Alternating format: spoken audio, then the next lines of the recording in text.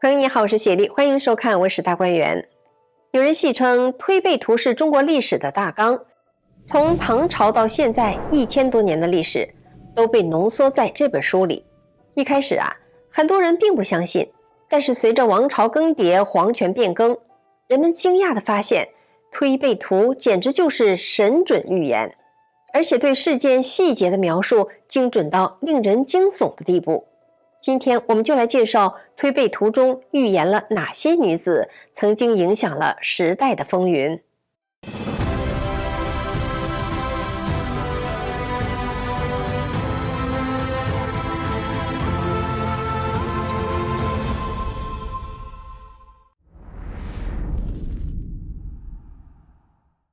袁天罡精通相术，在隋唐年间名声大噪，世家大族都争相请他到家里来坐坐，顺道给相面。根据《新唐书·方济传》记载，有一天袁天罡被请到了武家，袁天罡看过了武家的几个孩子，就说元庆、元爽日后官居3品。看了武则天姐姐的相貌，说此女贵而不立夫。当时的武则天还是个小婴儿，走路不怎么利索，是被保姆抱出来的，身上披着一件男孩的衣服。袁天罡只见了小孩一眼，顿时心里大吃一惊，对保姆说：你放个孩子，让他走几步看看。小女婴就在屋里踉踉跄跄地走了几步。这一下可不得了了，袁天罡对孩子的母亲杨氏说：这孩子有龙的眼睛，凤的脖子，将来是一位极贵之人呐。如果她是个女子，日后必定能做天子。武则天出生于唐武德7年，那个时候已经是李唐天下了。武家人一听，若是个女孩当做天子，那意思就是武家要出个皇帝了，那现在的大唐江山不就要易主改朝换代了吗？这话要是传出去，铁定是要诛杀9族的呀。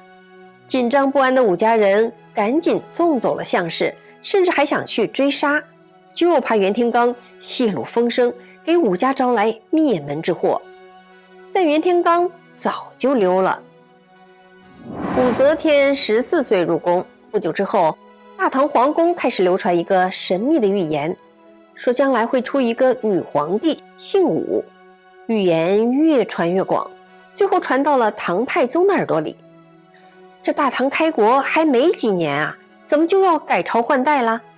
就连神武的唐太宗也坐不住了，赶紧找来太史令李淳风，问他：武姓女皇称帝，将来是不是真有这事儿？有没有什么可以解决的办法呀？李淳风低头垂目，凝神敛气，掐着手指，大脑飞速地算起来。宫里安静的出奇，似乎掉根针都能听见。也就过了一会儿，李淳风对太宗皇帝说：陛下，将来的确要出一个女子称帝，而且已经就在陛下宫里了。再过40年，她会称帝，到时候陛下的子孙们恐怕会遭受屠杀呀。唐太宗听了大吃一惊，既然就在我宫里，那得赶紧找出来杀了他，以免他残害李唐子孙呐。李淳风摇摇头说：陛下，这可是天命，天命不可违呀。假如到时候他真的大开杀戒，毕竟人上了年纪，多少会心存怜悯，说不定会手下留情，给您留一脉子孙。要是您现在就杀了他，他必定还会转生归来。那时候他年轻气盛，必会在怨气的驱使下毫不留情，把陛下的子孙全都杀光的。唐太宗一听，既然天意如此，只能顺天而行了，也就放过了武姓女子。要说李淳风的神术可是得到李唐王室的认证的。李淳风早年在天台山学道，精通天文星象，兼通历法和算术，在朝中担任司天监。他对天象看相这一套很有研究。当时的大唐还有一位也以看相精准而闻名的，就是我们先前提到的袁天罡。他言出必中，从无儿戏。这两位大唐的顶尖奇才珠联璧合，共同编撰了《推背图》。《推背图》一共有60首寓言诗，还配有寓言性质的插图，可谓图文并茂。袁李两位大师撰写的《推背图》又是如何预言武则天的呢？《推背图》第3项谶曰：日月当空，照临下土，扑朔迷离，不闻一舞。颂曰：参变空王色相空，一朝重入帝王宫。移之波尽根犹在，呜呜沉积孰是雄。日月当空合起来就是一个照字，不闻一舞点出了武字，那不就是武曌吗？再初元年，武则天篡夺大唐，改国号为大周，还给自己重新起了一个名字赵。推背图还有一幅鹦鹉图，点明了女皇姓武。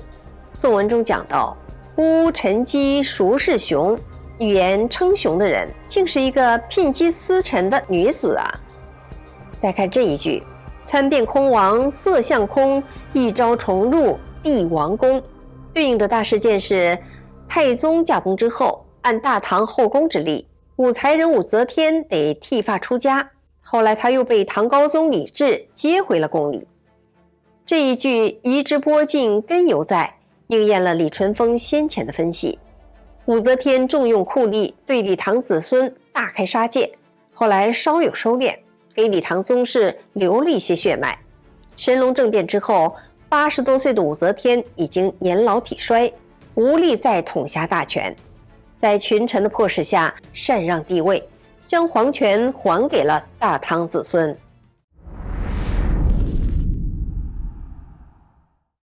如果说武则天是最有权势的女帝，那大唐后宫最受宠爱的女子当属杨贵妃杨玉环了。回眸一笑百媚生，6宫粉黛无颜色，说的正是她。在唐玄宗的后宫中，杨贵妃集3000宠爱于一身，后宫中没有哪个嫔妃能和她相提并论。如此受到天子宠爱的杨贵妃，为什么和唐玄宗留下了绵绵无期的长恨歌？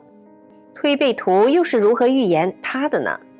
推背图第5项谶语曰：杨花飞蜀道难，截断竹箫方见日，更无一粒乃平安。颂曰：渔阳鼙鼓过潼关，此日君王幸见山。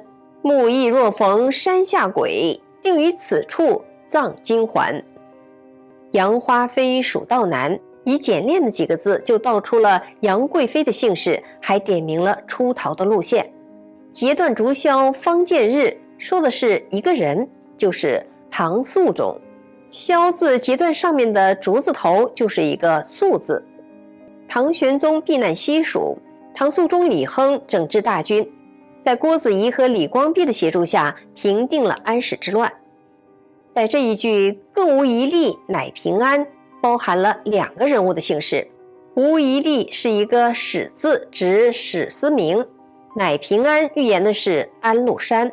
安史2人是引发叛乱的罪魁祸首。有人评价说，推背图没有一句废话，每一句都有它的隐喻。就说这句渔阳鼙鼓过潼关吧，就点明了安史之乱的爆发地渔阳。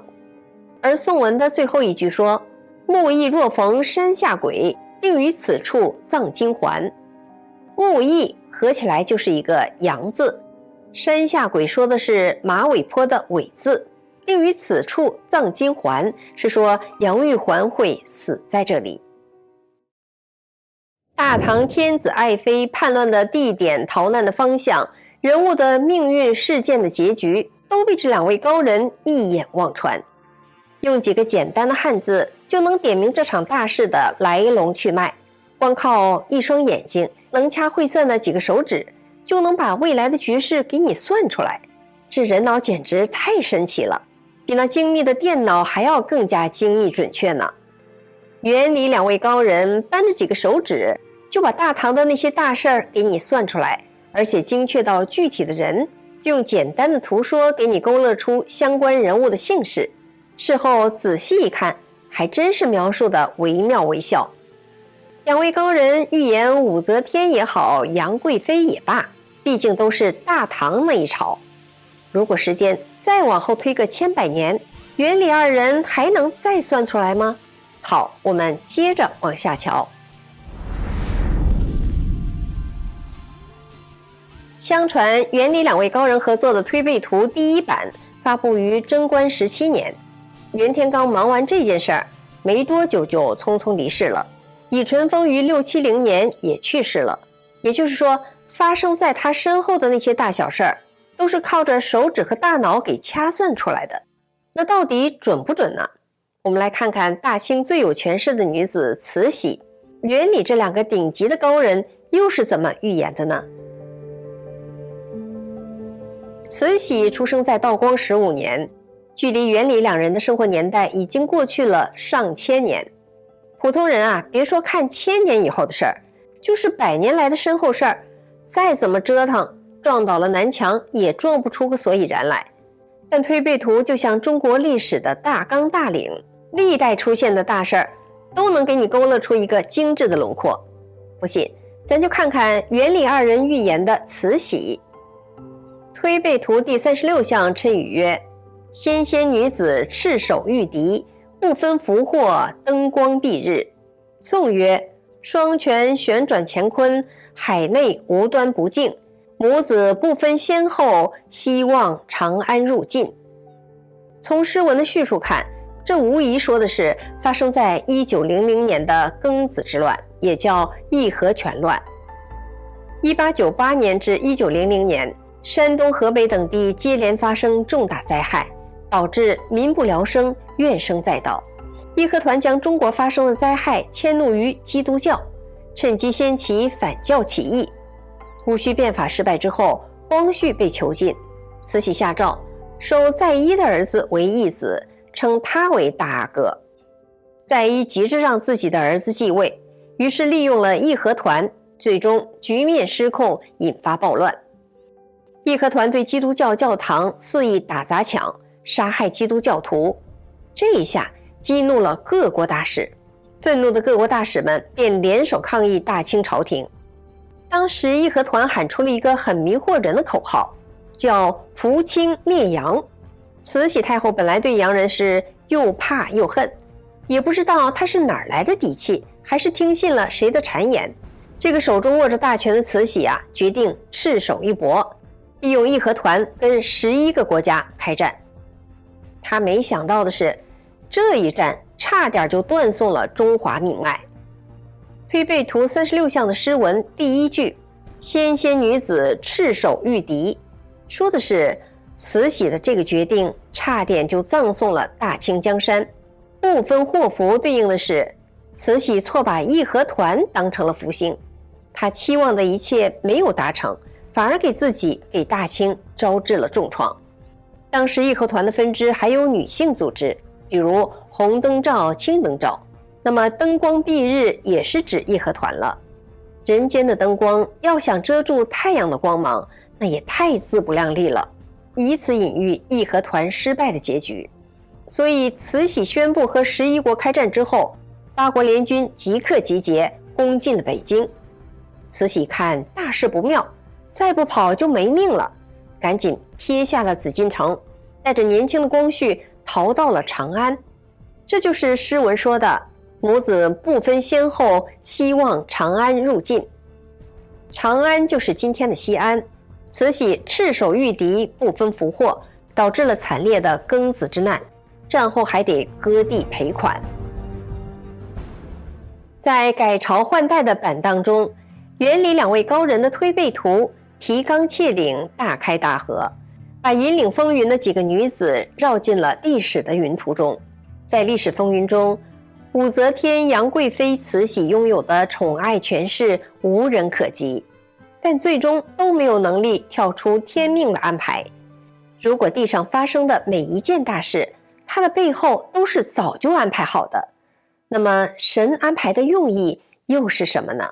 欢迎朋友们在留言区评论。感谢您观看文史大观园，我是雪莉，我们下次节目再见。